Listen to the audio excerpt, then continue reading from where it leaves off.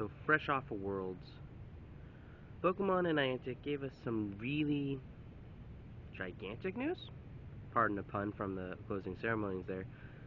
So we got a couple things that they told us over the last couple of days I want to go over to prepare for the end of August, the beginning of September, and also what we are expected and excited for going forward into the beginning of the next season.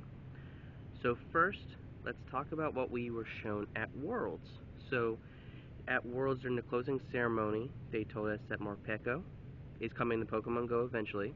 That will have a battle-specific ability where it will be able to switch between its two modes, which is what it does in the video game. So nothing that is out of the ordinary, but it's the first time we have something like that that is battles focused in terms of abilities and just the idea of abilities in Pokemon Go in general. And then toward the end, paired up with a deleted tweet that we saw, but enough people saw it, so we have the pictures. Dynamax and Gigantamax are confirmed to be coming in Pokemon Go, and it's going to be the focus of the next season starting in September. So the next season is going to be something around Max, like Go Max. I'll put a picture in here of this image, but definitely intrigued to see what Dynamaxing and Gigantamaxing is going to be. It's probably going to be something very similar to raids. Hopefully, it's a proper substitute for Elite raids, because it can be something that you can remote into in the game, but it is definitely an in-person event in the main title games of Sword and Shield. But let's go and look at the last event for August. The one thing that's going to bookmark and wrap up the month after a mixed bag of events for the entire year. Adventure Week was eh. The World Championship event was meh. Hopefully this Triumph Together event wraps up the month properly. So Triumph Together is going to be Friday, August 23rd to Friday, August 30th. And it's going to start at 3 p.m. Pacific time and go to midnight Pacific time. So it's a very interesting timing mechanism, a little different than the normal events. But the reason why it's a different timing mechanism is because it is a global event. So everyone around the world are going to be doing global challenges together, themed around 3 different pieces. So the first one is the Valor Global Challenge, and that one's going to be focused on defeating Rocket Grunts. So if we as a community can defeat 75 million Rocket Grunts, we'll unlock more rocket in stops and balloons appearing during the event for the rest of the event. And then we'll also get a challenge reward that is Valor themed, so more than likely going to get that costume Ponyta again. Double experience for spinning Pokestops, and Instinct Global Challenge unlock. So there's a lot of unknowns with this event. Like, I'm intrigued on all this, but all we know is we have to do one to unlock the other to unlock the other. So Valor's the first one. We have to defeat Valor to get to Team Instinct's challenge. Team Instinct is hatch 20 million eggs, and then we'll have half egg distance during the event.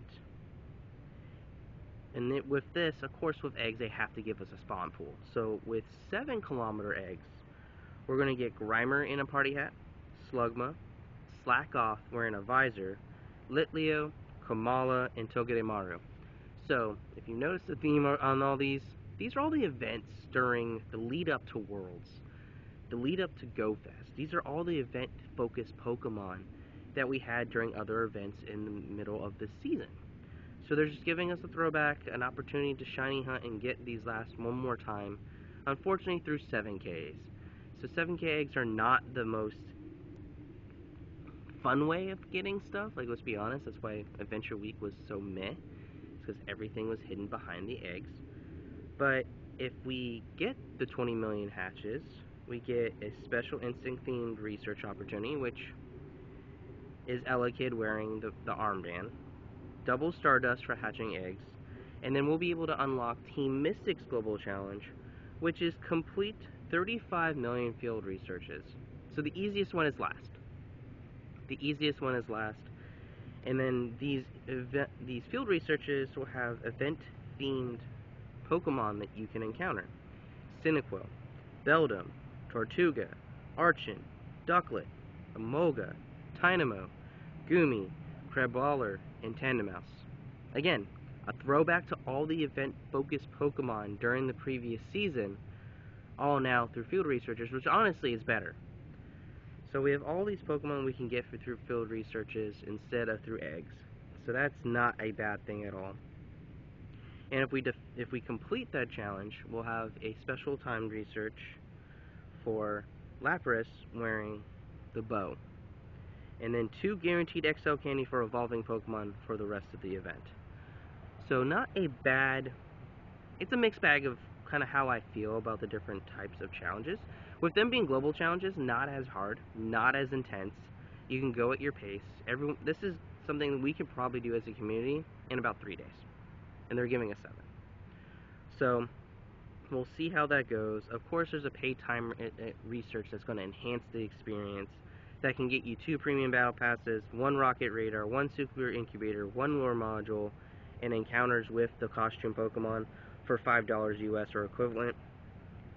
And then there's going to be different showcases as you expect for this. So the event, we'll see how this goes. We'll see how the event is kind of done. The fact that it's a global challenge is always fine. These challenges always get met by the community. And we'll see which one takes us the longest. I really think that hatching the eggs is going to be the longest. But I wouldn't be surprised if the Team Rocket takes a while, because the Team Rocket, unless they're doing boosted already, is all based, you only get one for 3 to 4 hours, so unless you really grind the rockets at Pokestops on a walk, it might take us a little bit. And that's nothing to do with how hard it is, it's just the mechanics of rocket spawns.